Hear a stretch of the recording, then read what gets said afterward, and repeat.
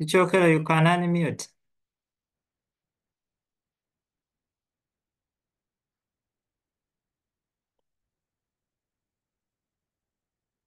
Icyokero.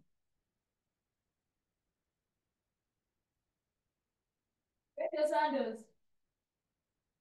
The sandals are inside.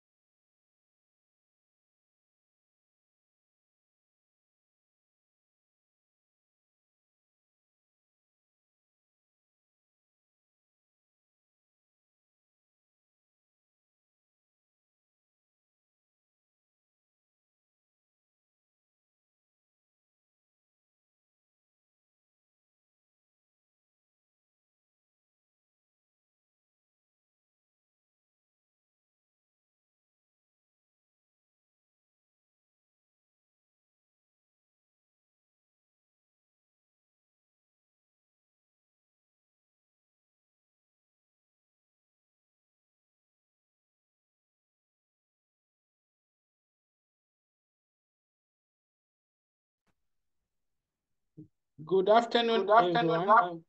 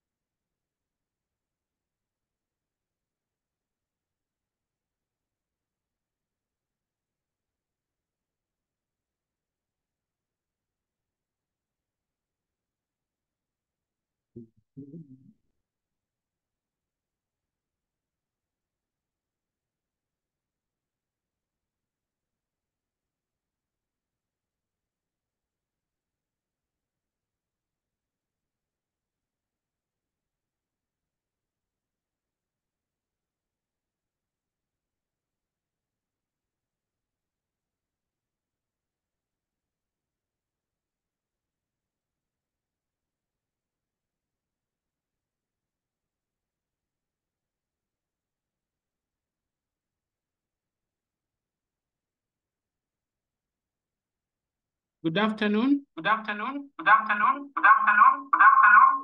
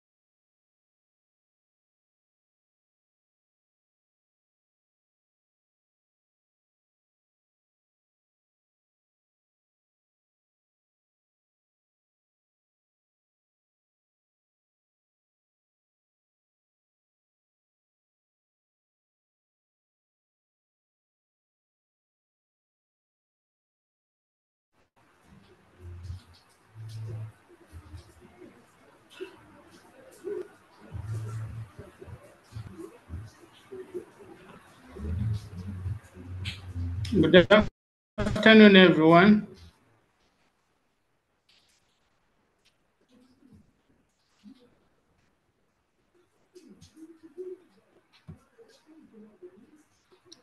I hope you can see what I'm sharing. My name is Dennis Okello. I'll be your teacher for today. I am a teacher in Taiba. I teach history and geography. I had a session with the group last week. I am hoping this is the same group, or maybe there could be a few people who are new here. If this is your first time to attend our lessons, you are welcome. We hope you're going to enjoy this session. This session will run up to 4. And today, we are going to run through what is expected of you as a student. How do you handle the questions? How do you introduce? How do you explain? How do you conclude those parts of the essay? Because as students of Senior 3, I am hoping that they have taught you very many topics. But what's important now is how to put the content on what? On paper. That is what is very, very important. You need to know how to write the answers, and that's what many people are struggling with. So what I'm sharing on the screen, that is the first element of construct. In other words, the first area of study. The first area of study that you should not ignore are all the topics before the coming of Europeans. Pre-colonial history of East Africa. I don't know what you see there, but I am seeing that the topics are coming from Senior 1. Many of them are actually in Senior 1 content. The element of construct number 1 is Senior 1 content, as you can see in there. I want someone who can read for me those 7 topics that make the first element of construct, the first area of study. Read aloud. The first area of study, I can see Patrick. Patrick, let me ask you to unmute and read for us the first element of construct. You can go ahead, Patrick. Okay, good afternoon, sir. Good afternoon.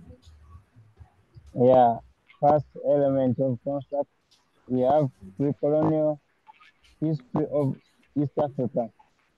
Finding out about our past. Second one, the origin of man. Third one, we have migration and settlement in East Africa since 1000 AD. We have culture and ethnic groups in East Africa. We have state formation in East Africa, religions in East Africa, local and external trade contacts with East African communities. Yes. So that is the first area of construct, or the first element of construct, meaning that the questions that they're going to ask you will be rotating, yes, around there. So you should be having a lot of knowledge about the origin of man, the finding out about our past. In other words, the different methods they use to study history, or the sources of history, in other words. Migration and settlement, the migration of the different groups that came from different parts of the world and settled here in East Africa. Then culture and ethnic groups, you should have a lot of knowledge about it. State formation in East Africa, religion and in East Africa, and then local and external trade in East Africa. That's the first area of study that no student should take it lightly. In other words, if you don't have notes now, I am aware that some people by Senior 3, they have lost notes of Senior 1 and perhaps even Senior 2. So if you are struggling and maybe you don't have the notes, you don't know what to do, this is the time to fix yourself now. You can either get notes from someone who has good handwriting and you copy by hand, you can photocopy that same notes, or you can actually decide to talk to your teacher and buy a good book that you think will work for you. That all just because you need to have the notes, because if you don't have notes, it's going to be very difficult for you to answer the questions, because the questions will be coming from the content that must be in your notes. Then the second element of construct is here, the colonial history of East Africa. This should be the colonial history of East Africa. You see that? Everything to do with the coming of the colonialists, things to do with the colonial administration, things to do with how Africans responded to colonialism. Of course, there were different types of responses. Some people decided to instantly resist. Others decided to instantly collaborate. Others started by resistance and later collaborated. Others started by collaboration and later resisted.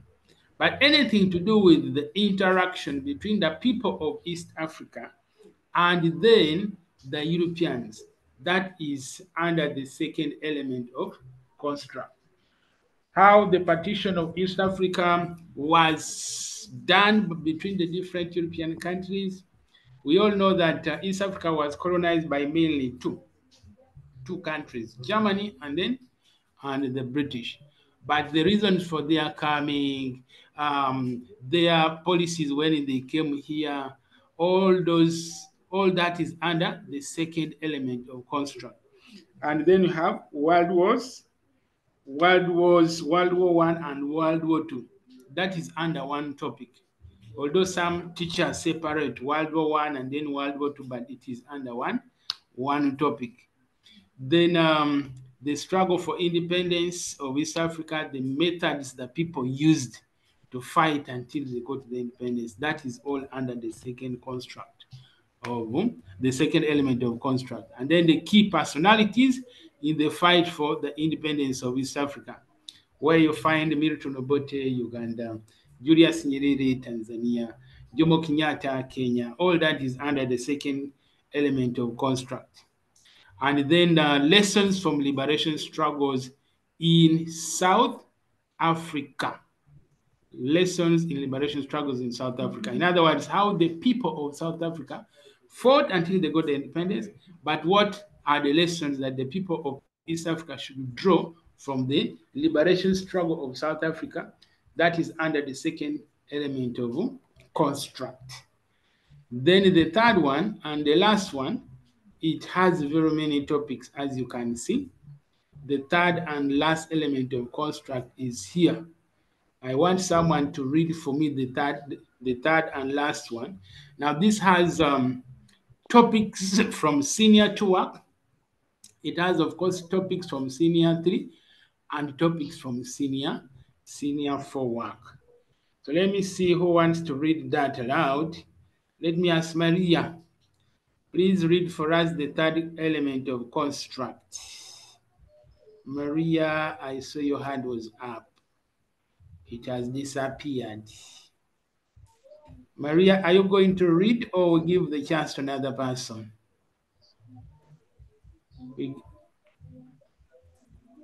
Okay, if Maria is not ready, we shall ask Patricia. Patricia, you can read for us the third and last element of construct. Patricia, go ahead. Good evening, everyone. Good afternoon, Patricia. The third one is the post-colonial history and political affairs of Africa. Please go through those 14 topics that form the third element of construct. Should I read them? You can read, and where possible, you can give us a tip or something that you know until you finish the 14. Post-independence socio-economic challenges in East Africa. For this, what I know, yes, Yes, continue. these are the challenges the people of East Africa faced after they had gained their independences. Challenges like This poverty, like war, poverty, war. famine, and other stuff. Then the second one is civil society and non-governmental organizations. After the East African countries gaining their independence, these guys faced the above challenges we have talked about, and these are some of the organizations that have come in to help people. Most of them offer voluntary work, charity work, I should say. The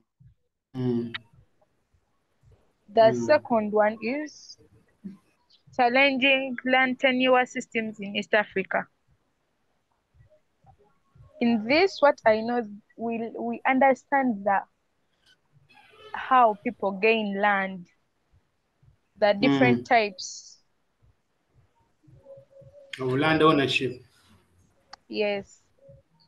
Then the fourth one is the structure of government in Uganda. In this, I should say, I understand the arms of government. That the government is divided into three arms. Yeah, three organs. Three organs. Thank you. Then we have local government systems in Uganda. For this one, like how the local system. Yes, continue. If you need help, I beg you help me with this. Okay, local government systems. In other words, how LOCs work, the LOC system works, how the role of the LOC 1, LOC 2, 3, 4, 5, and their roles, their challenges, and solutions to those challenges. That's what it means for that one. Then for the rest, look at this one, constitutionalism in Uganda. Here we we dissect the Ugandan constitution, looking at the important parts of the constitution, looking at the duties of a citizen, looking at the rights of a citizen. We go ahead and look at the roles of the different arms of government that help to either strengthen or sometimes to weaken the constitution. For example, the role of the police, the role of the army, the role of the Uganda prison, all that, and the challenges they face in defending the what? In defending the constitution of Uganda. Then we go to democracy and leadership. Democracy and leadership, that is, how do we organize elections?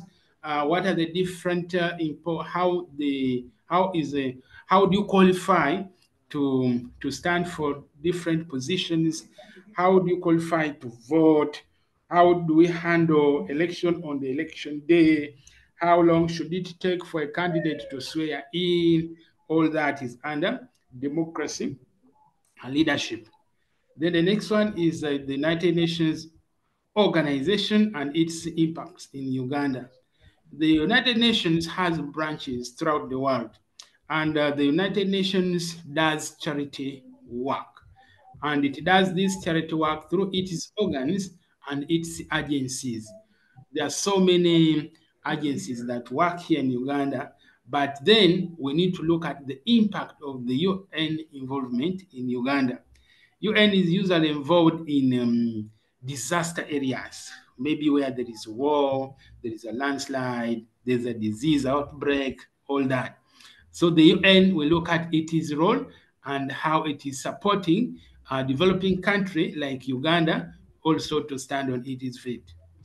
Then you have the evolution of human rights. This is now senior 3, I think, third term. Evolution of human rights.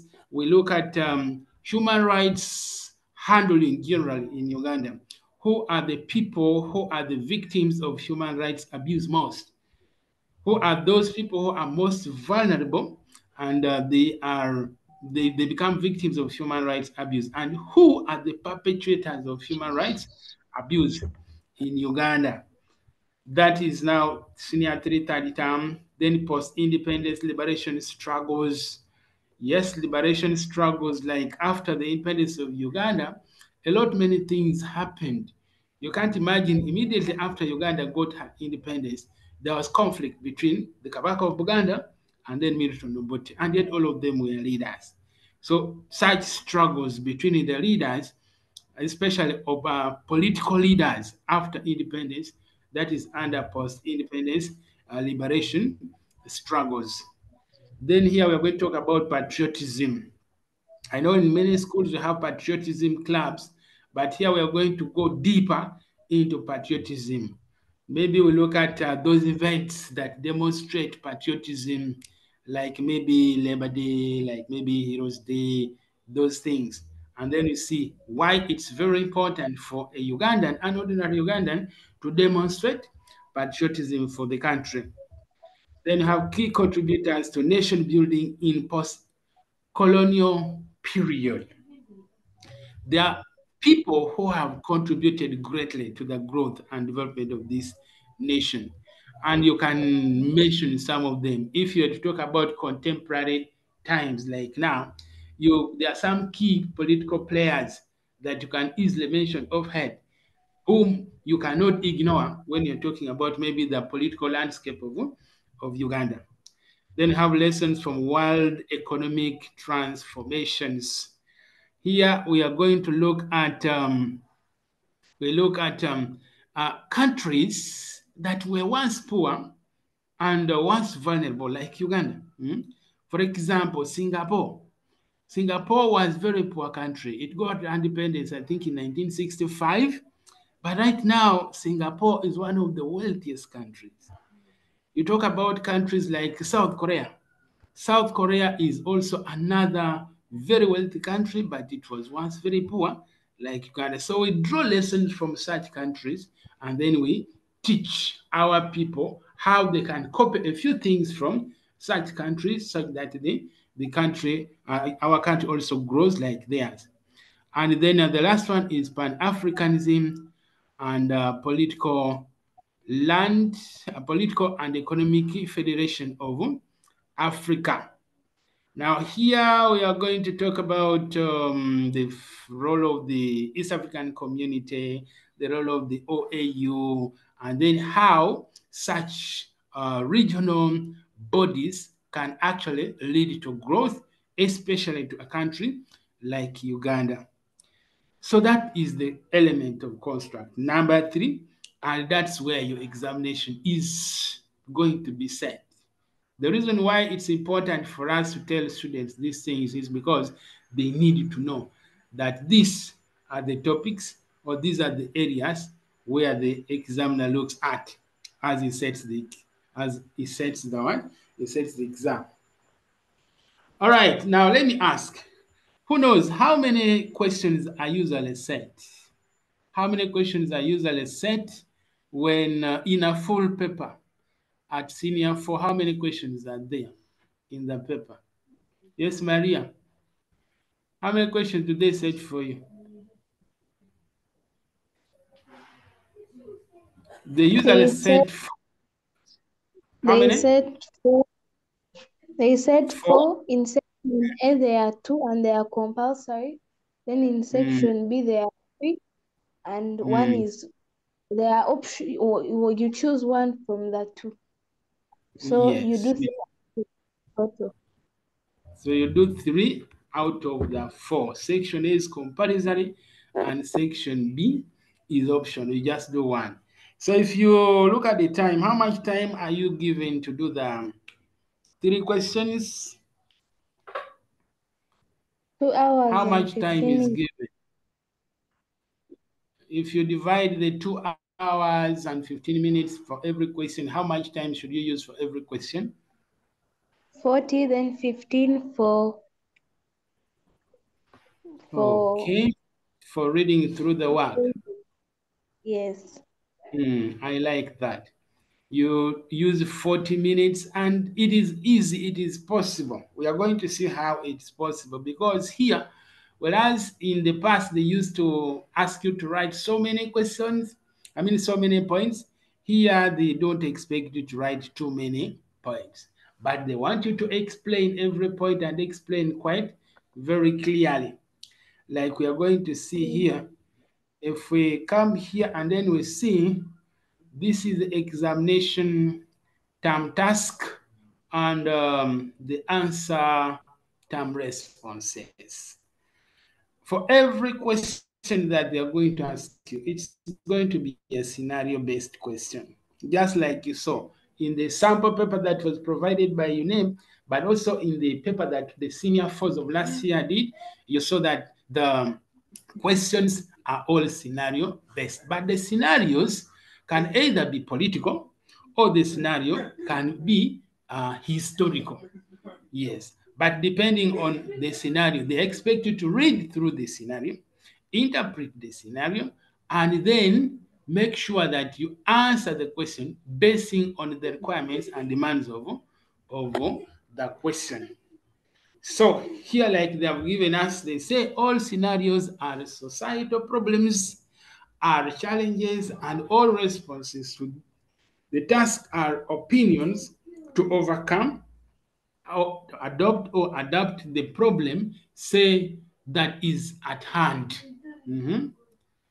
So the problem can come from maybe a land wrangle. The problem could be maybe a government problem, or it could be a societal problem.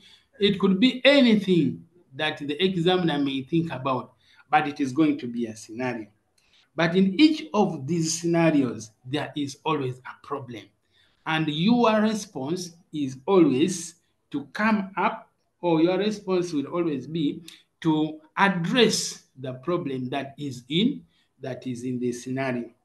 So that means that you should take your time and then understand the scenario very well, even identify the problem, and then you of course have to define the keywords that are in the question before you go ahead and start answering the question. But even as you're answering the question, there are still certain things that you must bring out in your answer, and that's what we're going to be looking at today.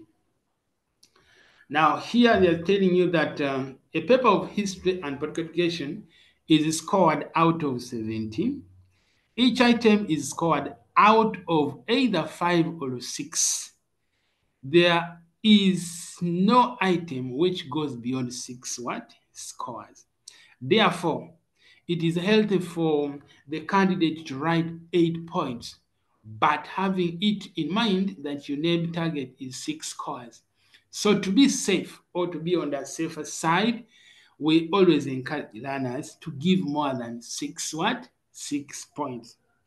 Now, a learner gets no point in writing or identifying a problem. It wastes time and has no impact on the learner, whether they have it or not. The most important thing is to define the keywords from the scenario. And there is a point reserved for that key statement, and therefore a learner is expected to score about 18 ticks. How would we end up with 18 ticks if we said we only need about 6 points? It is because there are 3 things in every point. We have the, we shall reach there. They will give your point about 3 ticks in every point. So in the end, you're going to end up with 18 ticks. So that is where we are going right now. Make sure that you follow the procedure very well. Look at number 2. A learner should read the task before reading the scenario. Why? Because most tasks lead us to the demands of the scenarios, and therefore, for easy problem identification, read the task first. For easy problem identification, read the task first. Number 3, Look at number 3, what they are telling us.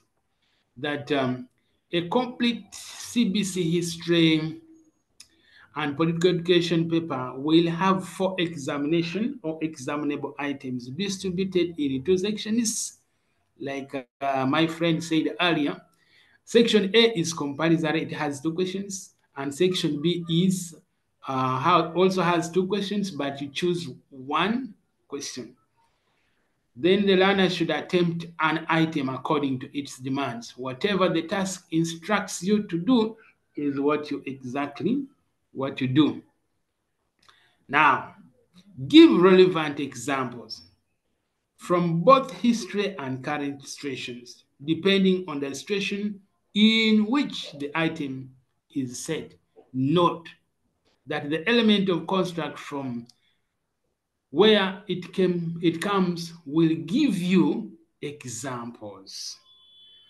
For example, if they have said a question about maybe finding out about our past, and you have known that, oh, this is element of construct number 1. This is the pre-colonial history of East Africa. Or they said something to do with maybe any kind of trade, and you maybe, oh, you see, they have talked about long distance trade. Okay. Yes, this is the pre-colonial history of East Africa. That is element of construct number 1. So it makes your life so easy after identifying or after knowing that. Makes your life so easy. So you're going to write your answers with ease. Remember, you're going to write not more than 10 points. Okay, let me say roughly 10 points, because 40 minutes is surely a lot of time. But make sure you explain. We are going to go into the details of explaining what does it mean to explain in history, and how do we get the marks and scores. Then if you come here, number 6, okay, number 6 here, number 6 there. Scoring shall follow well-streamlined basis. For example, a response shall carry 3 scores in the following order. And now this is where I want us to pay a lot of attention. All right? Number 6 and number 7. Number 6 and number 7. We should pay a lot of attention here. Someone who wants to read for me number 6, because this is for you. Someone help me read for me number 6 and number 7. Yes, Irina, read for me number 6 and number 7, because that is very important. Let me see. Irina, let me ask you to unmute. So Irina, go ahead. Thank you, sir. Okay, so scoring shall follow well-streamlined basis. For example, a response shall carry 3 scores in the following order. HK in brackets, historical knowledge, 1 score. Here, the learner states the correct point idea relevant to the item and responding to the scenario. The second one is HT, which is historical thinking, which also takes 1 score. Here, a learner correctly explains the point or idea with relevant examples as per task demands. And HA, which is historical application, which also takes 1 score. Here, a learner shows relevance or importance of the explained idea as demanded by the task, meaning each response carries 3 scores. Yes. I got number 7. Yes, continue to number 7. Number 7, the introduction, brackets, IP/HK.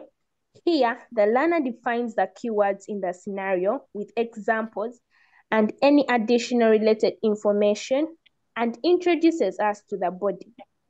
It always takes 1 score, and then the learner can conclude. It should be relevant to the item. Therefore, one should have an introduction 1 point, plus a body, plus a conclusion based on relevance, accuracy, coherence, and excellence. Bracket stress.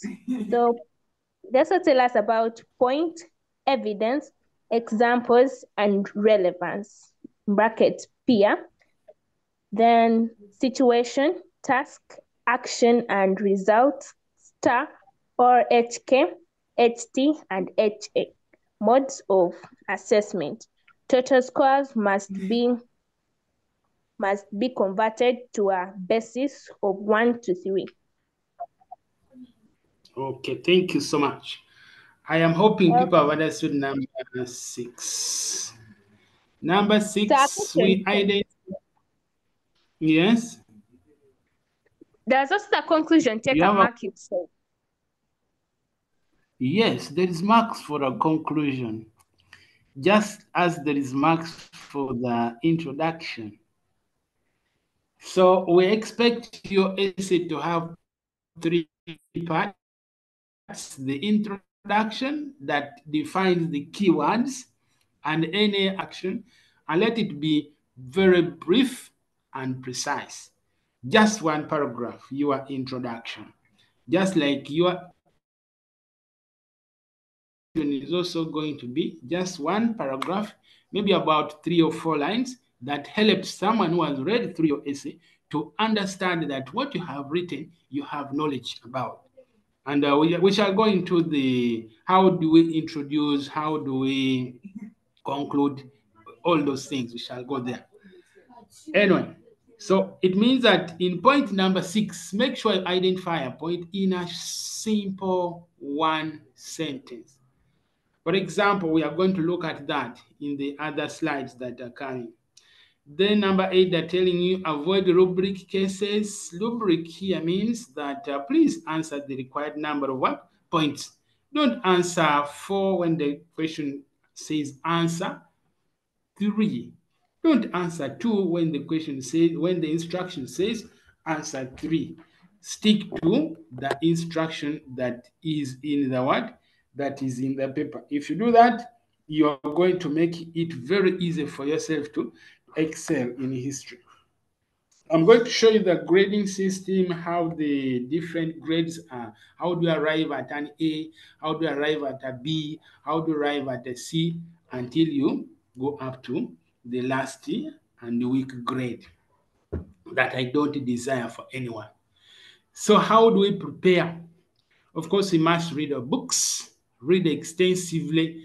And when we tell people read extensively here, unfortunately, some people misunderstand this and they think that history is only in the history book. I want to open your eyes and tell you that history is not only in the history book. So apart from our reading our history books, what other items or what other areas, how can we prepare exhaustively for our exam without necessarily sticking to reading our books? What else should we read to prepare for our papers? Yes, Jep, tell us what else should we be reading if you want to prepare very well for our paper? I think the other thing we should do is make research on items you have learned in order to gain more knowledge of something. Yes. Read newspapers. Someone has said you can read in newspapers.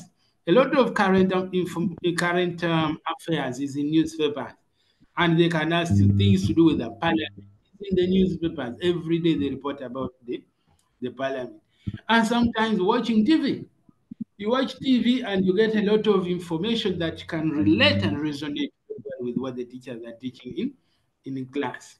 So it means that we should only be speaking our history books and say, okay, I'm going to get the answers here.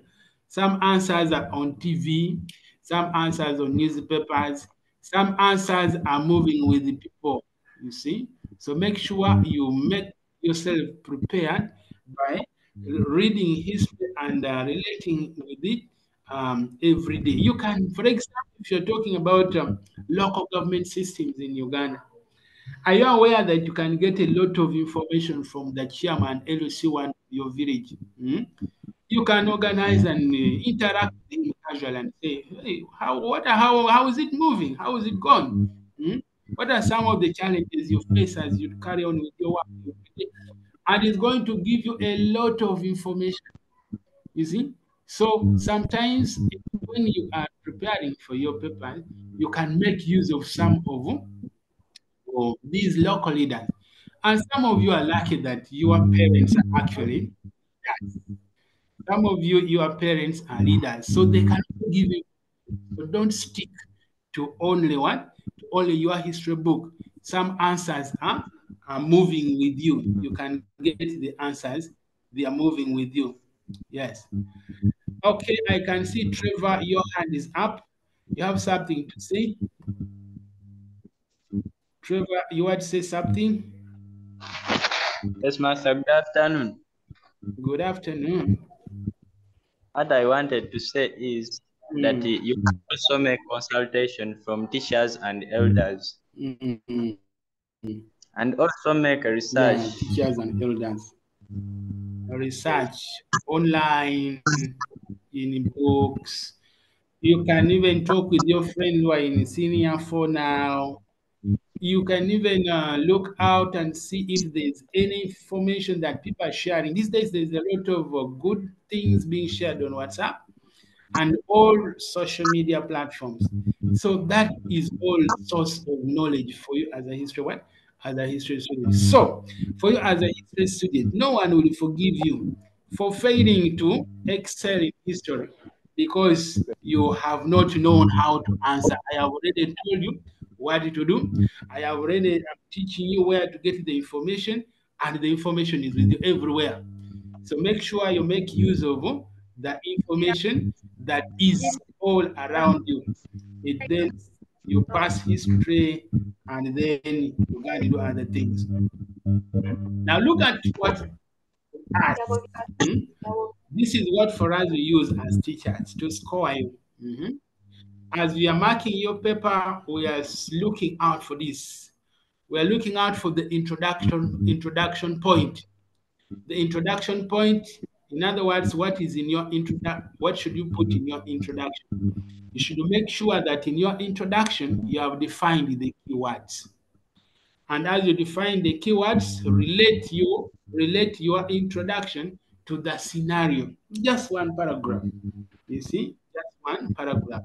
And make sure that the introduction actually suits the demands of the task or demands of the course for that matter. Then also, we are looking out for your problem identification. You may not state the problem, as you say that maybe in the task the problem is this, but in your answers, as you answer your question, we shall be in position to tell that this person identified the problem. Remember, as you answer every task or as you give your response to every task, you are addressing a problem. And therefore, it is not safe for you to assume that you are answering the question or you are answering the task if you have not figured out the problem in that scenario. So make sure you have figured out the problem in the scenario. That's why I said earlier that it is safer for you to look at the task before when you look at the scenario. Or read the task, say that now you have the question in your head, and then you're looking out for issues that actually address the task. But it is okay, you can also start by reading the scenario, then you read the task, then you go back and read the scenario and connect with the task. To do that, it's going to be much easier for you to excel. And also for us, we look out for historical knowledge. Now here a learner gives his or her idea, his or her opinion that solves the problem that has been identified in this. So, for example, maybe you are talking about maybe one of the problems that is faced by the local government leaders.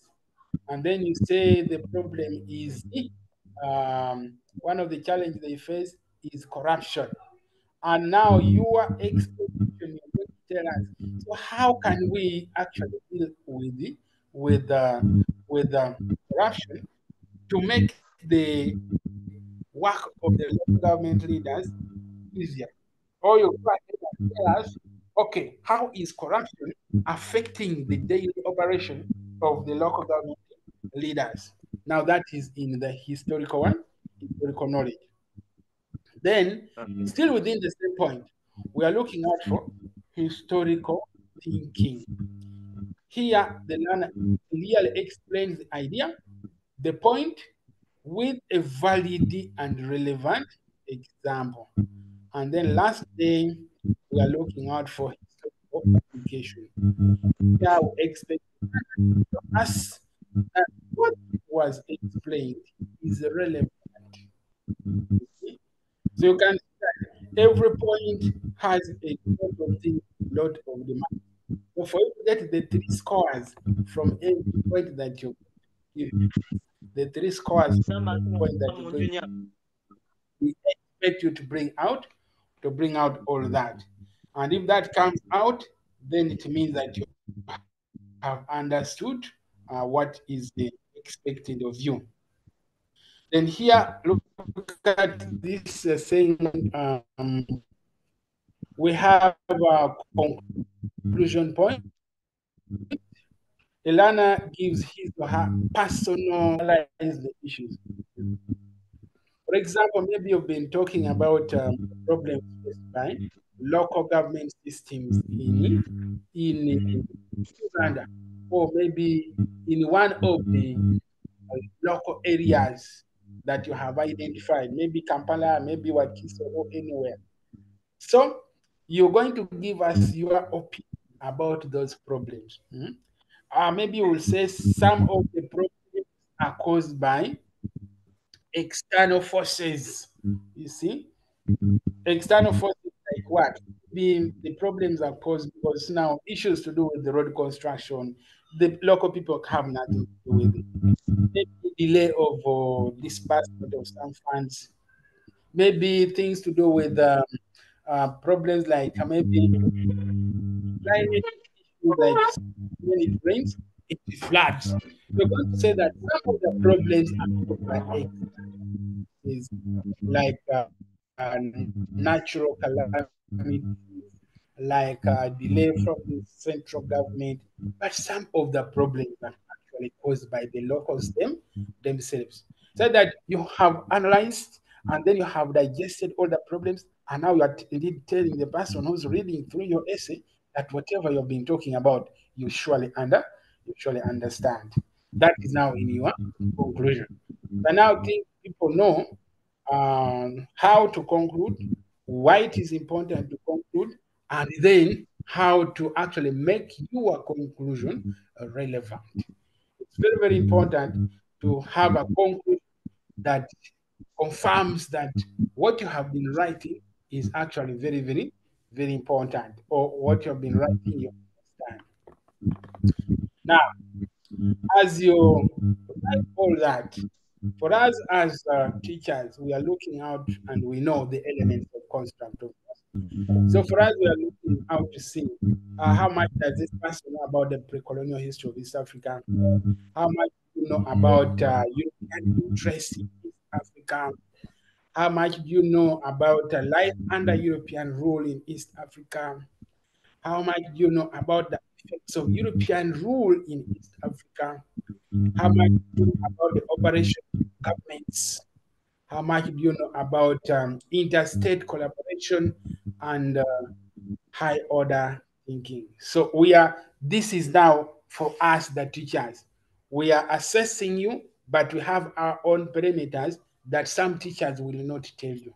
You see, it's very important that students get to know what is in the mind of the examiner. Otherwise, if you don't know, it's going to be very, very tricky and very, very difficult for you to excel.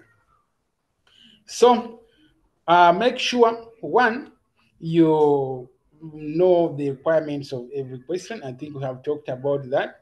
I think you have been doing your activities of integration, and it's important for you to note that this year, the marks that you're going to be scoring this year in the activities of integration will be delivered to your name. And so what does that mean? It means that for you to excel in history, first of all, make sure you have excelled in the activities of integration. Your teachers are going to identify specific topics where they are going to get the marks that they will give to you, to someone who's responsible in your respective schools, and that marks will be uploaded into the UNEB portal. And then, of course, time is also going to come when the teachers are going to identify specific topics, and then they are going to observe you basing on a specific guideline that is called a checklist. So the teachers will be observing you, and then they will be reporting on every level, and that mark should also be taken to UNEB. So that means that for a student to excel in history, your passing starts from the activities of integration. Make sure you have scored good marks in the activities of integration, and also make sure that you have scored good marks in the observation checklist that the teachers are going to be using to grade you according to the different topics that will be identified, and they will tell you. So that is all about how you should do. Make sure you excel. Then let us come here and we see. We are now breaking down the grading system. I don't know whether you had been exposed to this before, or this is your first time to learn about the grading system, but this is what it is. For you to get the grades, you're going to be graded based on this guideline here. So please read it through and get to know what is going to be used when they are grading you. Someone maybe should read for us the breakdown of the grading system. Who wants to read for us the breakdown of the grading system? It is here. Let me see who's reading, who has not read. Teddy, please read the breakdown.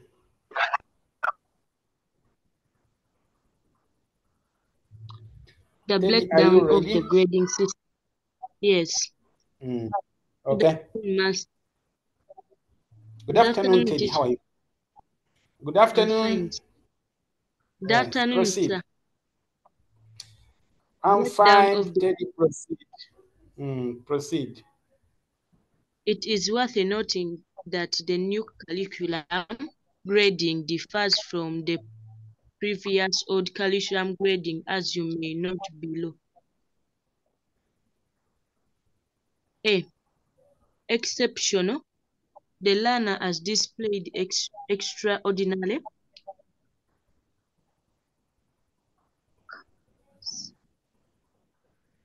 competency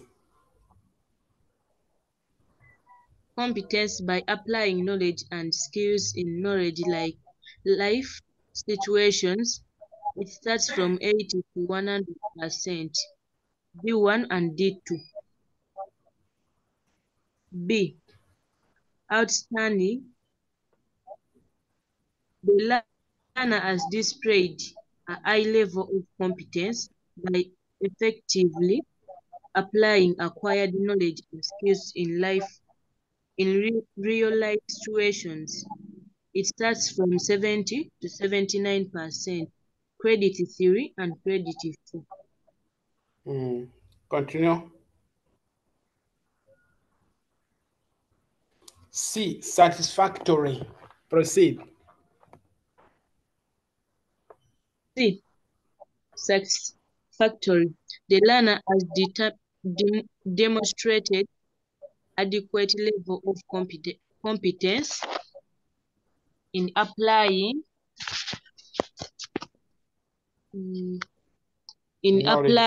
knowledge and skills in real life situations. It starts from 60 to 69, credit 5 and credit 6. A. Basic.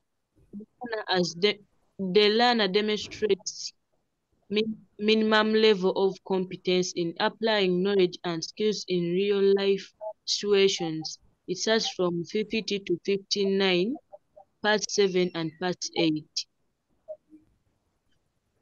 A. Okay. Elementary. The learner demonstrated below the basic level of competence in applying knowledge and skills in real life situations. It starts from 00 to 14, that is an F9. Yes. In addition, yes, the continue. Collected from the CHI are added to 80%. A learner collects from the EQC examination makes it 100%. Remember, the project work is scored independently out of 100. Good. Thank you so much, Teddy.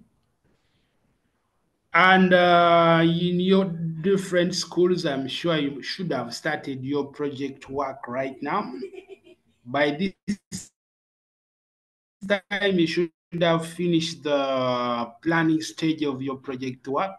And remember, the project work is very important, so don't take it lightly. Choose your project very well, and then go through it very well so that you score high marks in your project. So I don't expect anybody who is in this class to score less than a C in your final exams or even in the next exam that you're going to be doing. Because now you know the grading system, you know the requirement of every question, you know how to write an introduction, you know how to explain the point. We are going to go into the examples of these answers, and you're going to see what we are talking about here in the next slide. So here, this is the pioneer paper that your senior four brothers did last year. You see, now this was item number 1. I am sure some of you have come across this. Some of you may not have come across this, but this is what they did.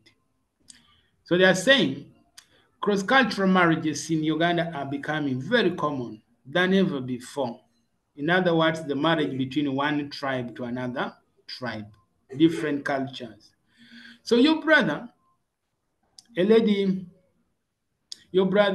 from an ethnic community which is quite different from yours, and therefore has half caste, has half caste children or cross-cultural blood. During holidays, you stay in your brother's house, interact with his wife and children, and your brother, together with his wife and your parents, have tasked you to develop a strong cultural values in those children. Like you have these children who stay in town, okay, they stay with their parents who are not from the same culture. So the language that everybody knows, for example, is English. You find that the children go to school, speak English, come home, speak English, and then you have been tasked with the task of teaching those children how to learn about their culture. My first question is, which element of construct is this scenario coming from? From which element of construct? 1, 2, 3. Erina, from which element of construct is that task from? So according to me, it's coming from element of construct 1. Okay. So imagine you are the one who has been asked to teach the children the values of their culture, or to teach them just barely about their culture. What are the issues you're going to be thinking about? I want someone who can give us some clue about how to go about that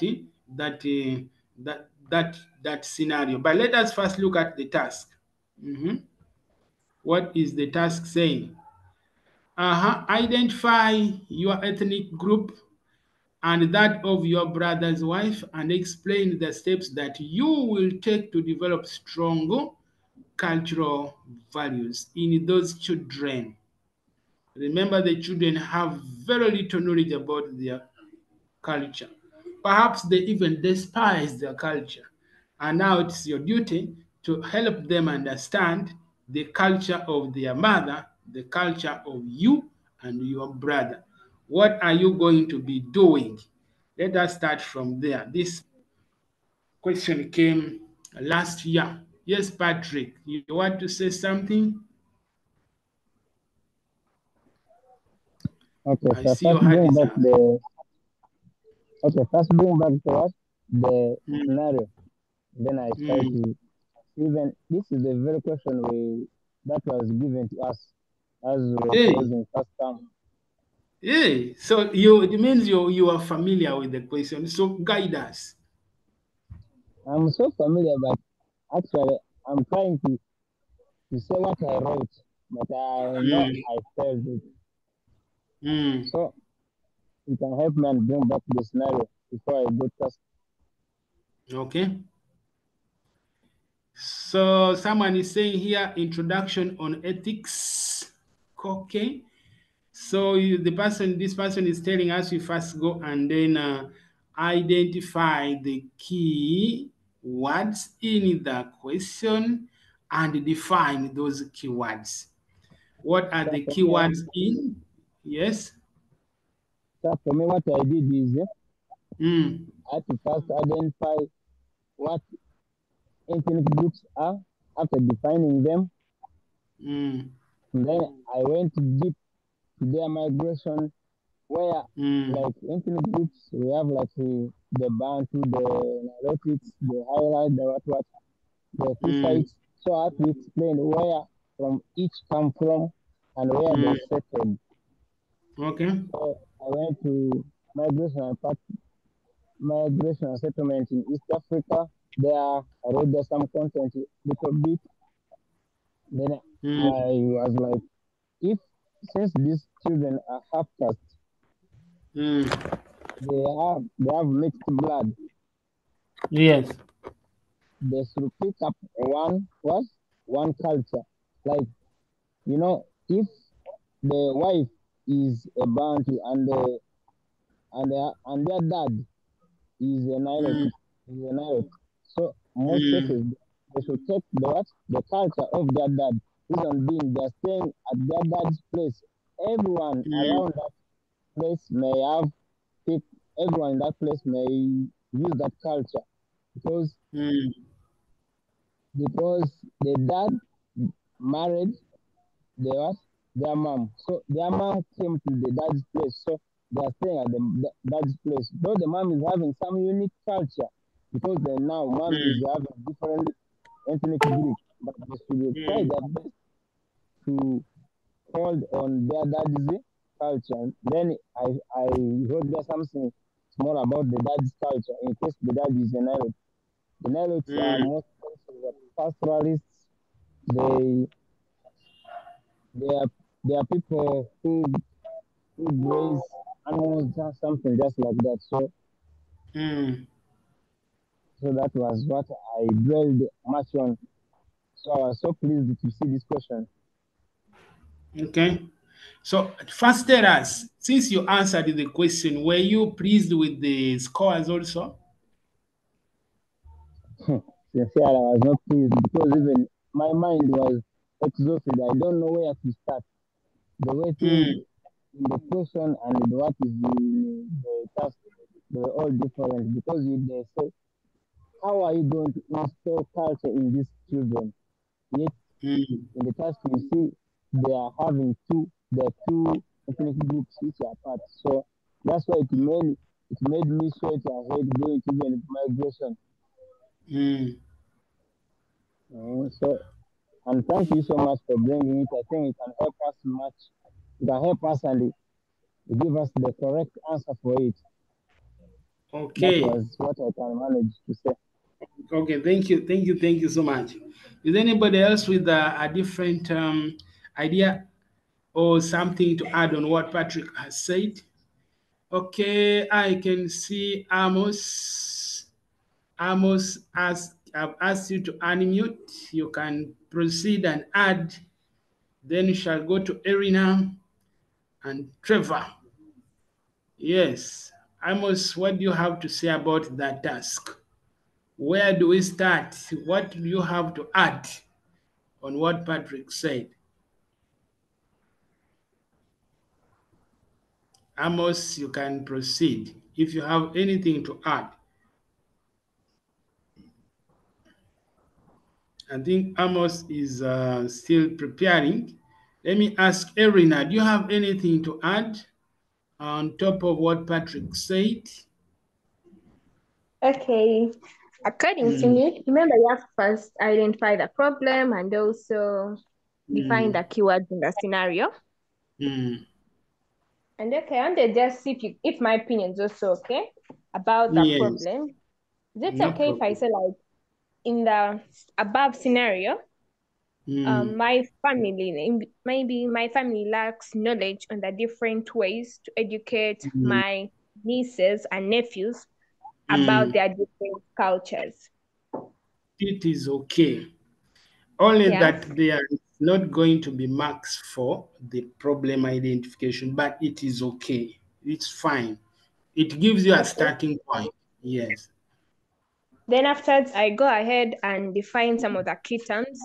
And according to me, I have to define majorly maybe the ethnic group, what an ethnic group is, and also about culture and just a few things which make up culture, maybe dressing, the language. Yes, So, yes, you're on the right track.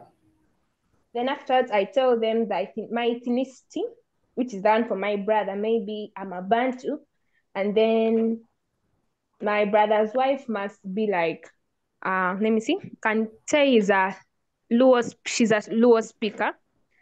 So yes, after telling them that, I can tell them maybe some of the few cultural practices which are in maybe both the different cultures. For example, me as a Bantu, I might be like, I'm Uganda. I tell them for us, maybe in our culture, we have maybe some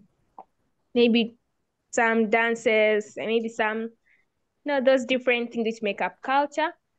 And then afterwards, I suggest the ways in which I can help help the children to know about their cultures.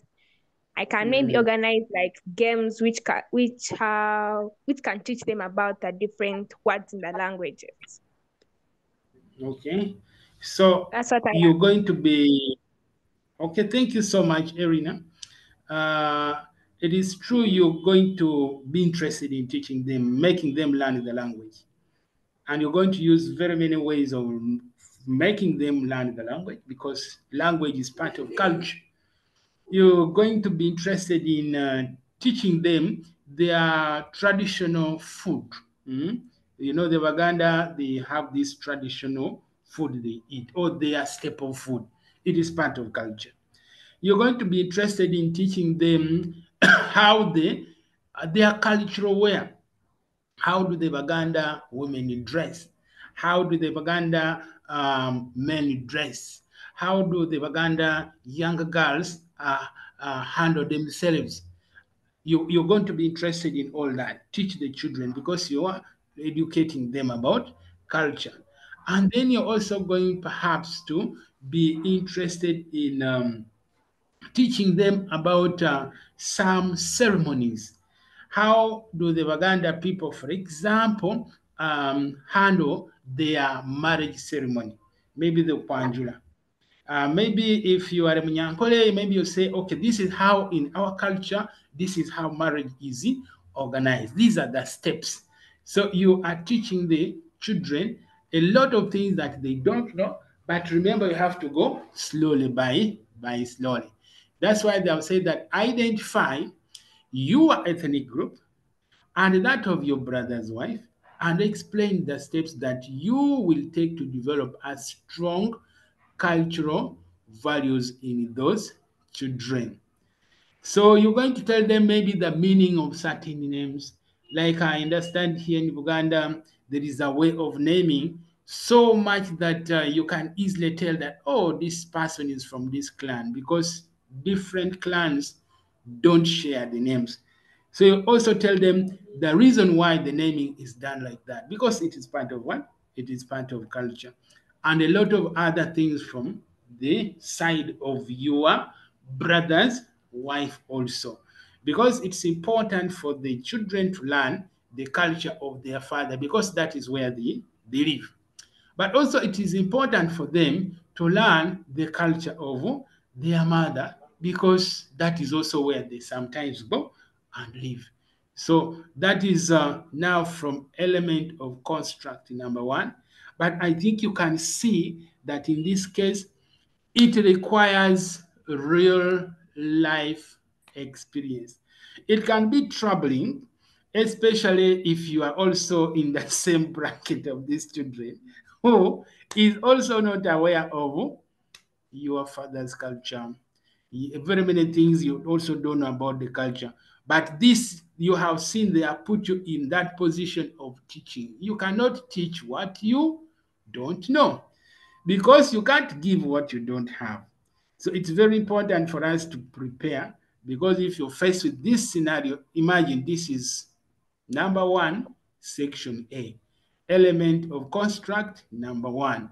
And now you have to give at least 6 concrete examples and 6 concrete answers that has examples. So this one, if you are someone who has been interacting with these things, you don't even need to read through. You don't even need to remember anything from your book. You just say, okay, for me, I'm a Muganda. Let me start. You see? Okay, for me, I'm a Mtoro. For me, I'm a Nyankole. I know my culture. So let me start teaching these children. You're going to write a lot of things with the evidence, with the examples, and you're going to pass your exams very easily. So, like I said earlier, that history is not only in the history book. History of today, this new curriculum is in your daily life experience. It is on TV, it is in newspapers, it is moving with the people that you see every day. Your mother has a lot of this information. She can teach you while she's teaching you very many things about the culture. She's actually teaching you history. You see that? So that's why I say that let us not make our life very hard and make it look like if I don't read, I am going to die, I'm not going to pass. It is true. If you don't read, you're not going to excel. But make sure that you use all the avenues of getting historical information so that you excel and then you make your life very simple. So after doing all that, of course, you conclude. You're going to give us your conclusion point that I said is just one paragraph that now is relevant to the task that you have been addressing. So you're going to give us your opinion about what the children perhaps will gain or what you have done. So the conclusion varies. The conclusion is not the same. The conclusion is like saying goodbye. When you go to visit someone, do you just escape and disappear? Of course, you must say goodbye. But there are very many ways of saying goodbye. Some people just smile and walk away. That is also goodbye. Some people will wave and they go. Others will say very many words. Others will hug and then they will go. So in other words, I'm saying the conclusion is not like it should be the same conclusion you gave yesterday. Is the one you give today. Is the one you give another day. The conclusion varies basing on the scenario, basing on the circumstance, basing on the demands of the question. Okay, so we are done with that particular item. I think we are now moving on to item number 2, last year's paper. But before we do that, Cyprian, your hand is up. Do you have anything to add or anything to ask, or we proceed to item number 2? Patrick, do you have something to ask? Okay. If there's anybody who has anything to ask, you can type the question in the chat, so I will follow it up there, then I will respond. So let us go to the next item, number 2. Item number 2 is there, and I want to ask one person who's willing to read for us item number 2 to read, and we digest it. Who wants to read item number 2 plus it is task? Yeah, let me ask who? Maria. Let me hear something from Maria. Noreen, Maria, go ahead and read for us item number 2 with it is task. Okay. Thank you, sir. Good afternoon. Good afternoon, Maria. So item 2 states that your grandfather participated in World War II.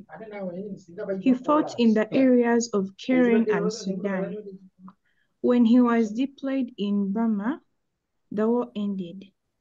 He tells the stories of Africans dying in the battlefield and going through a period of suffering for a war they knew nothing about.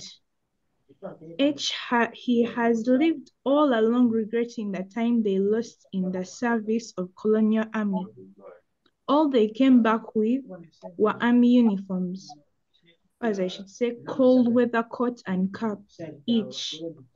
Task: explain to your grandfather that their participation in World War II was not a total loss.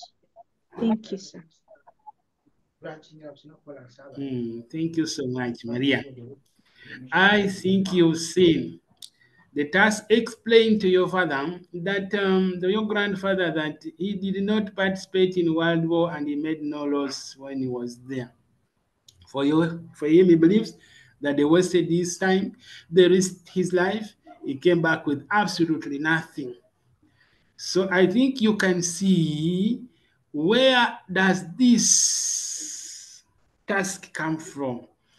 From which element of construct is this task coming from? One or two? One of the two. Which one is it? Yes, Patrick. From which element of construct does the task come from? Task number 2 or item number 2? It is coming from element of construct number 2. The interaction between the Europeans and the Africans. That is element of construct number 2, is where that item is coming from. And now they want you to explain to your grandfather that there was no loss made during the time they were in the Second World War. So how do we go about this? What were the gains of the Second World War to the people of East Africa? What lessons did they learn that later helped them to come and liberate themselves in here? You see, I think that's a very good starting point.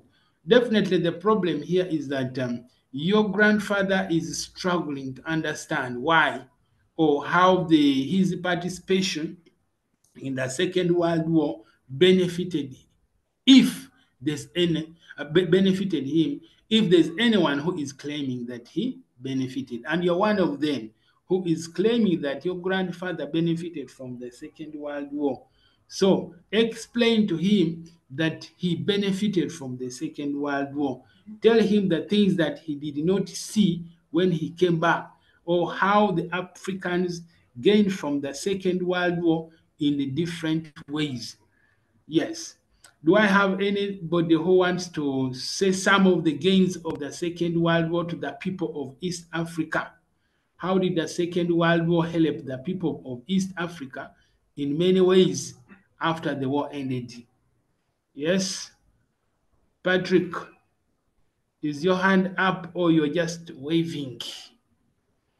Yes, Patrick, if you have anything to say, you go ahead. Then after, I'll ask Manuela to also say something.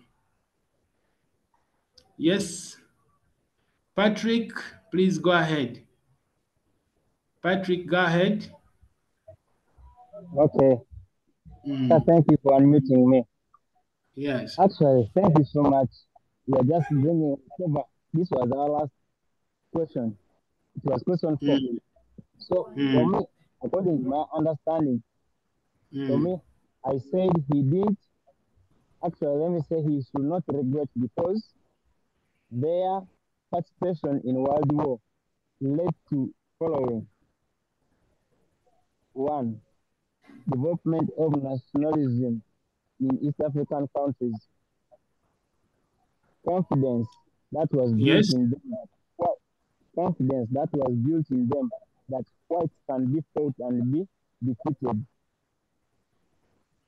And therefore, their participation led to the road to independence through demanding for their independence after knowing that whites can be overthrown. So I got some points that I wrote there, like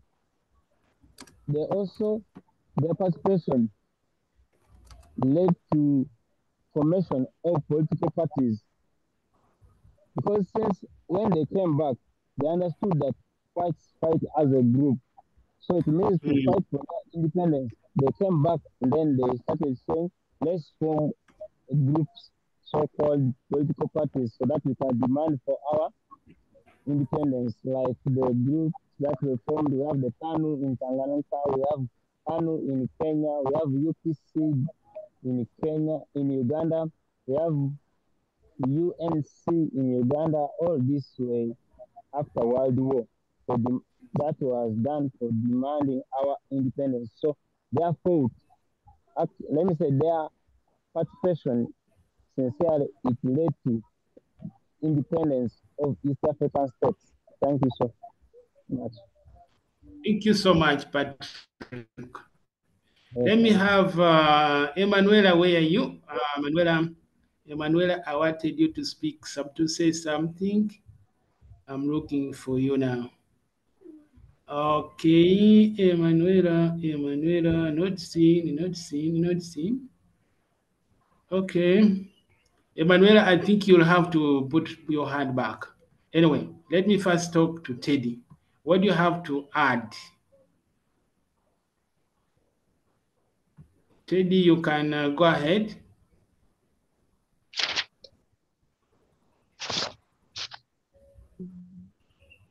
Africans learned new foreign languages. They learned foreign languages. Okay, thank you so much. Then, okay, proceed.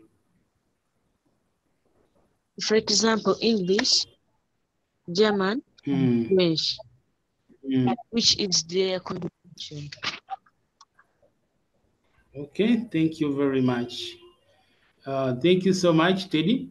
Then let me ask Martha. Martha, do you want to say something? Your hand is here. Martha, what do you want to add on what Teddy has said? I want to add that the World War II helped in building African nationalism, which resulted into a common goal, whereby Africans decided to fight for their own freedom. Therefore, the World War II was one of the major reasons to independence. Okay, World War II was one of the factors that led to the fight for the independence of the East African people. Okay, I can see Manuela is saying, what does Manuela say? Manuela, I'm not getting your question. But anyway, let me ask, there are still more hands up here. Trevor, then we'll go to Alan and then Dash. Trevor, say something, chap, then we go to the next participant. Master, it also led to the attainment of protective skills to defend the country. Okay, they learned how to fight and defend themselves? Yes. Good. Then Amos. Trevor, you want to add another point? Yes, I also want to add that it also led to introduction of new technology and machinery. All Yes. right, thank you so much. Okay, then Tash. Tash, what do you have to say? Good evening, sir. Good evening. How are you? I'm good. So I Yes, wanted go to say ahead. that the Africans got to know the weakness of the white, and being encouraged to fight them in civil war. Yes. Can you imagine Africans thought that Europeans were Superman?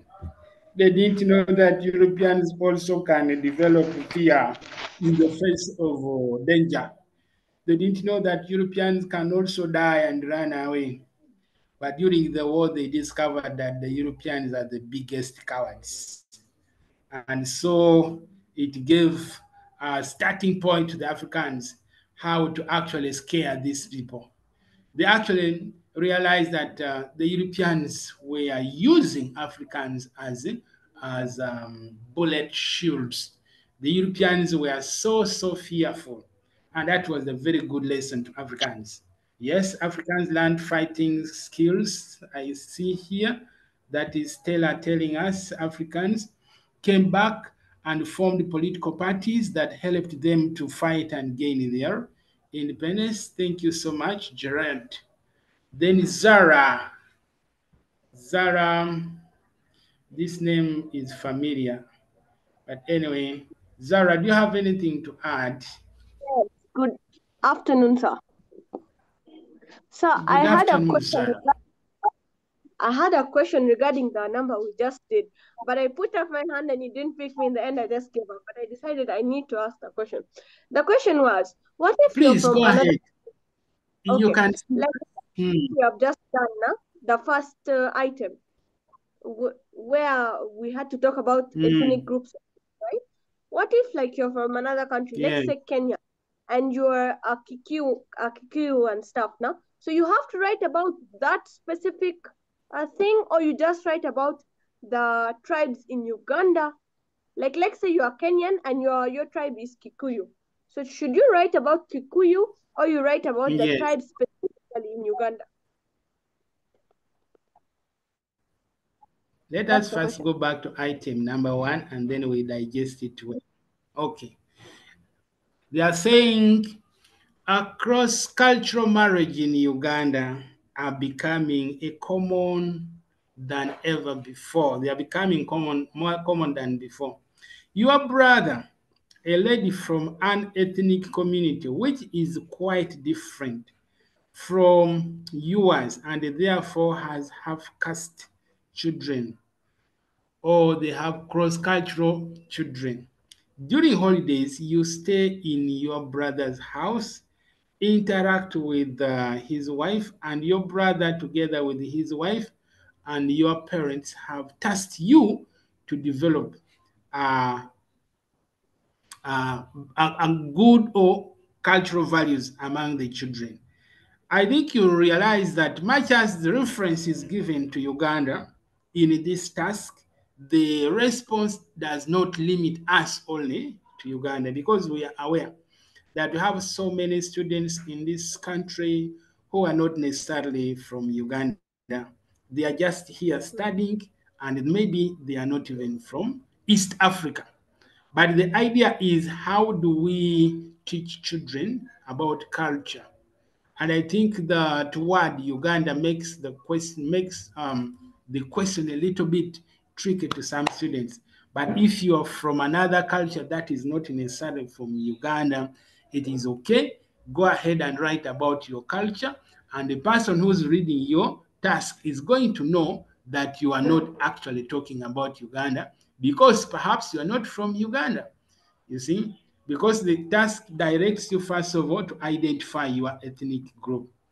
And you may not necessarily be belonging to the ethnic group that comes from Uganda. So don't get worried. The question is compulsory, but it does not tie your response strictly to Uganda. Yes. Thank you. I hope I have answered you. Yes. Good. Okay, Zara. All right, so let's go to the task we're looking at. It was task number 2. Yes, item number 2. And people have given us their various opinions about how the people of East Africa gained from the Second World War.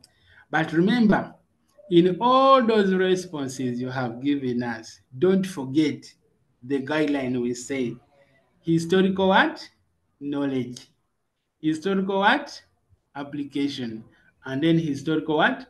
All those 3 parameters. I think that was number 6 and number 7. Where was we? Don't forget this. Don't forget that. Historical knowledge, historical thinking, and historical application in all your responses. In other words, identify the point, explain, and give it its relevance as you proceed, because that is the parameter they are using to gauge your answers. So don't forget that. We were here, we were in item number 2. Yes, item number 2. Item number 2, it was, I think it was, we bypassed there.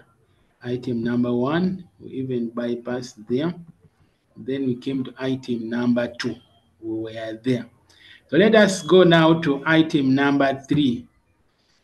Section B. And that is the scenario.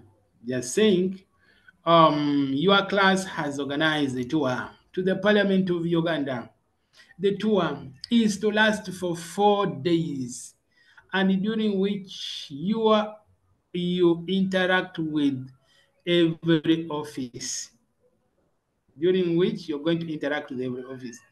Your teacher of history and political education has asked you to organize a pre-tour meeting with the class, during which you will brief the class on the offices you will or they will interact with.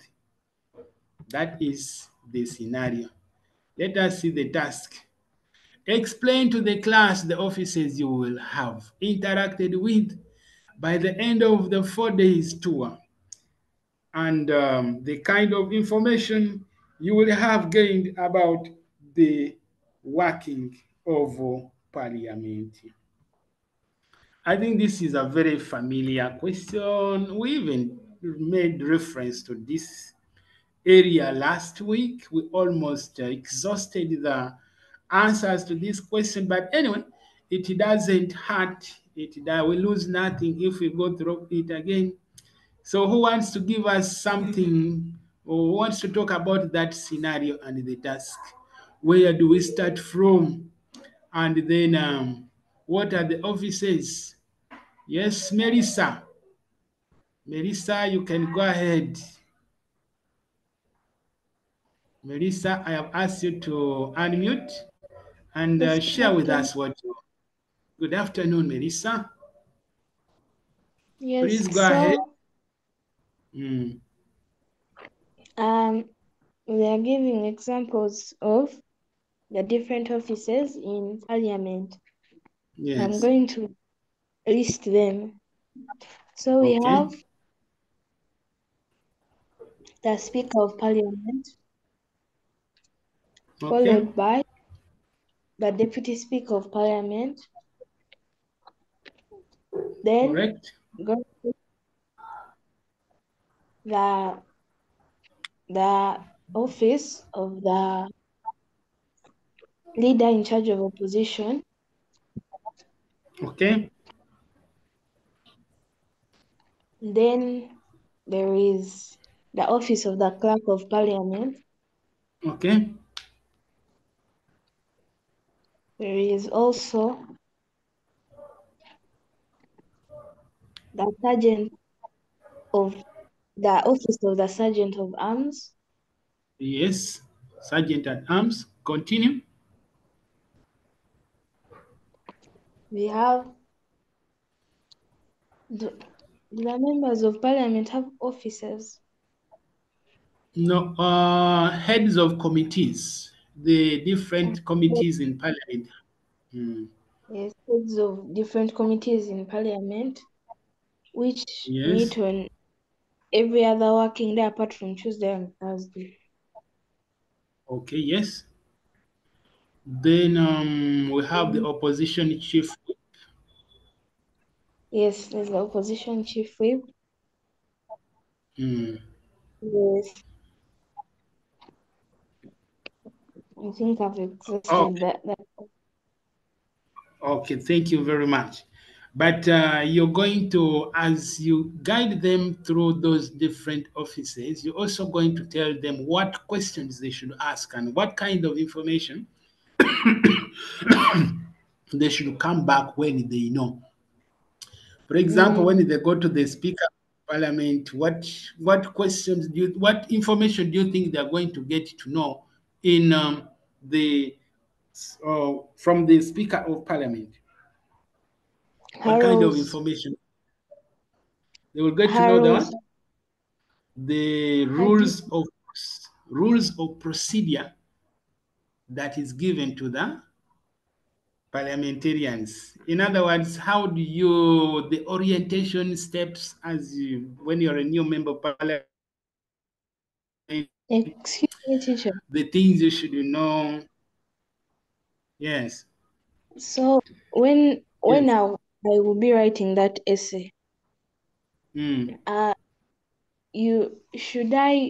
it mean that I'll have to say maybe the office of the clerk, and then I will say maybe if we are questions to be asked to him.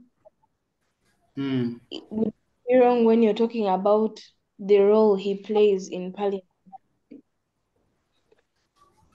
No, the roles in parliament, that is actually the knowledge you have gained from the tour.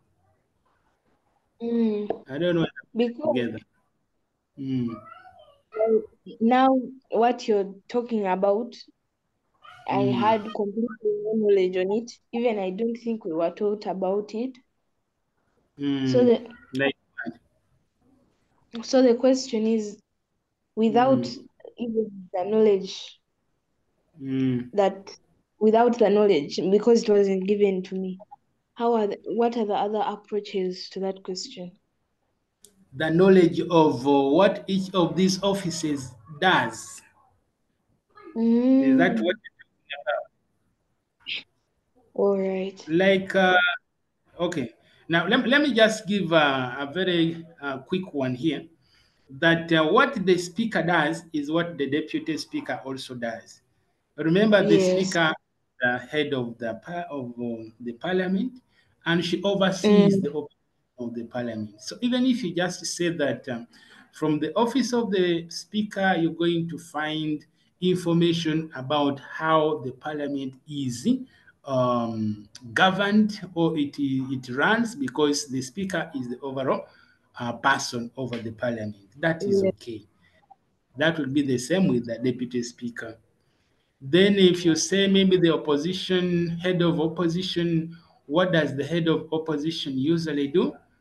Of course, he's the head of all the opposition members of parliament, and his role is to ensure that the opinions of all the opposition parties get to be known, or he leads all the members of parliament who belong to all the opposition parties. Like for now, we have, I think the head of opposition comes from NUP. I hope we are all aware of that. Yes. Yeah, but he is the head of all opposition parties. So his role is to make sure that all opposition parties, first of all, they get their opinions catered for. And by the way, some people are not aware that the speaker can decide to sideline one side of the parliament by denying them opportunities to speak, opportunities to travel outside, opportunities to do a lot of things. So it's the role of the head of opposition to make sure that all members of the opposition are also treated in the same way like the other members of parliament. Then you go to the committees. You know that the different committees discuss different issues depending on where you have been allocated. There's a committee for education, they discuss education issues. There's a committee for security, they discuss everything that happens around security, police, and all those things. There's a public accounts committee. They also talk about those ones, they talk about accountability that must come back to Parliament, that from the money that has been given or disbursed the different ministries, the accountability must come back to Parliament. So that is handled by the Public Accounts Committee. So it's not a lot of complicated stuff, but it's something that requires you to go back. Now that you're exposed to the question, I think you can use your gadget to do more research and find out the important offices in the Parliament of Uganda or in the Parliament of Kenya, because I know the structure of the Kenyan Parliament is different from the structure of the Ugandan Parliament. But it's important for us to know the key offices in every parliament and their roles or what they do in those offices. Yes. So that is very, very important. We have 10 minutes to go. I still had a lot of things to share, but don't worry. I will share what is not covered here will be coming in the PDF document that I will share in the group. And I think this is important for both senior 3 and even senior 4. I will share with them. So let us see task number 4, item number 4. Okay, item number 4. I will ask someone to read for me the item plus it is task, and then we call it a day. Yes, Cyprian. I see Cyprian wants to read for us. Cyprian, go ahead and read for us. Cyprian, are you there? Cyprian, your hand is down. Okay, let me ask Emanuela. Please go ahead. Emanuela, read for us item number 4 plus it is task. Emanuela, are you there? Please go ahead.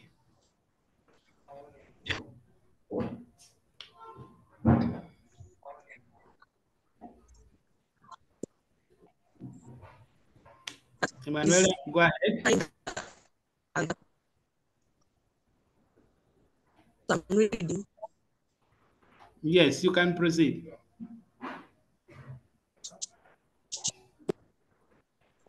Since that to contest as the representative to local council 5 into bracket 5. You have the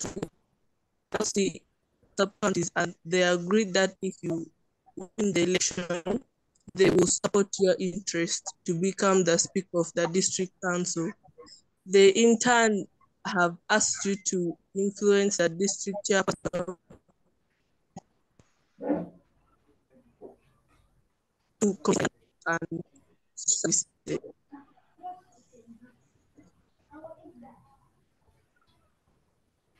Okay, read the task also. Explain your plans for the district if elected.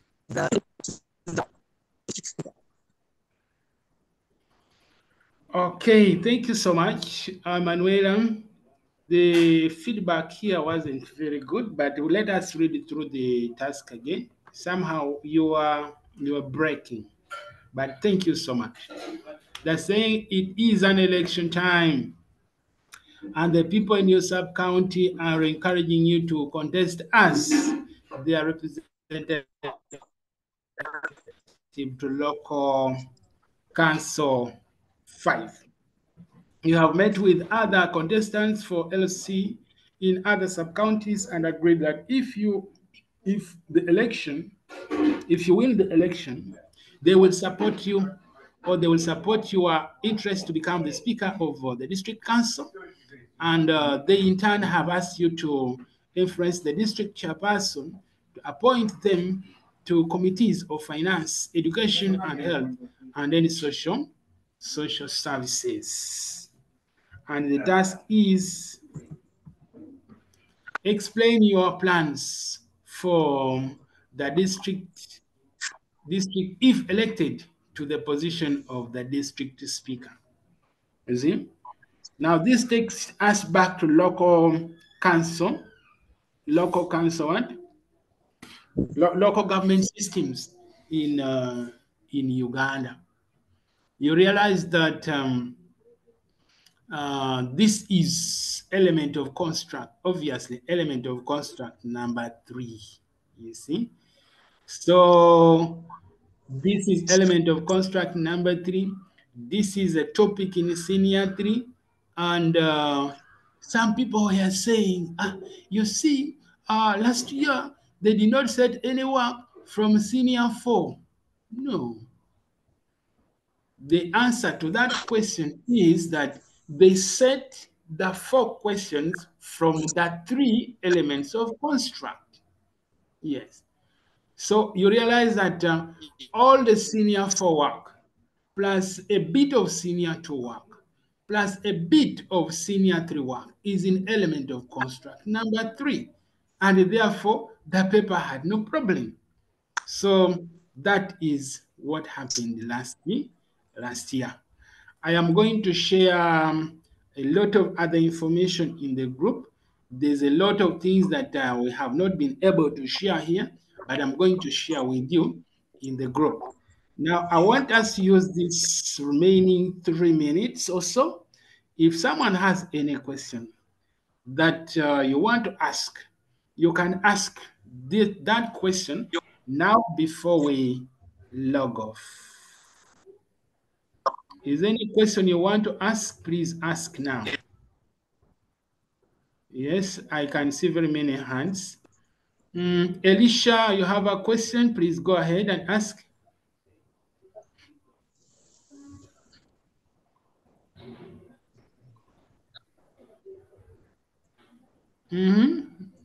I can see many hands, but the questions are not coming.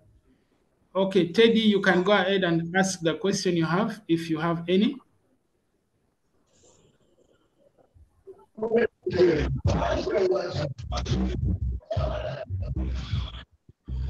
If you are in a noisy place, you can just type your question in the chats, then I will get it. Emanuela, Trevor, everyone who has a question, please, you can type your questions and then I'll respond. Someone is asking, what is the question? Are we really allowed even to ask the MPs questions? Yes, if you get the MPs in within the parliament, you can talk to them. You just need to know the guidelines that are given when you're going to interview someone. Of course, you go very politely, then you greet the person, introduce yourself, and then ask if they have some time to answer some of your questions. Obviously, some of them will say, no, I am busy. You leave that one. Some of them will be very, very receptive. They will tell you, yes, fine, you can go ahead, and then they answer your question. Then someone is asking, teacher, could you please share the work on this chat as well?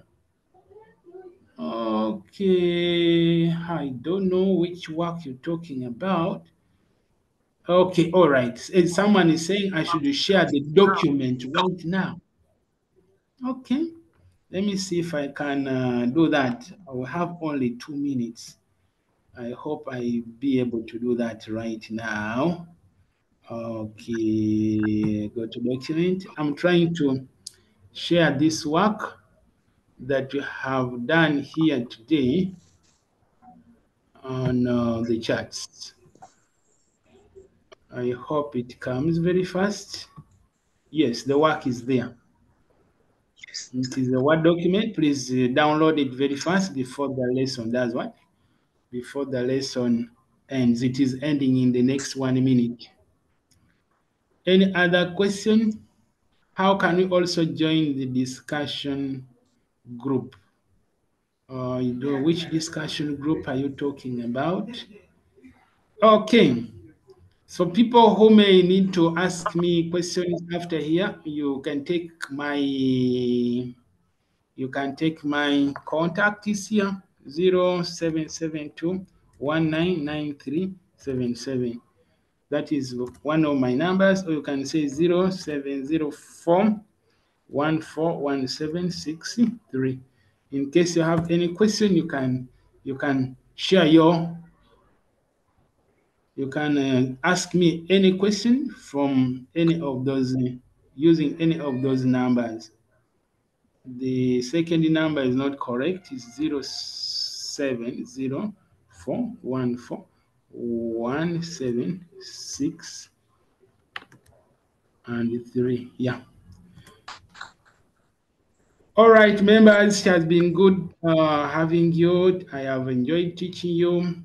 I think we are going to end it here. And other discussions, if you have anything else you want to add, please share.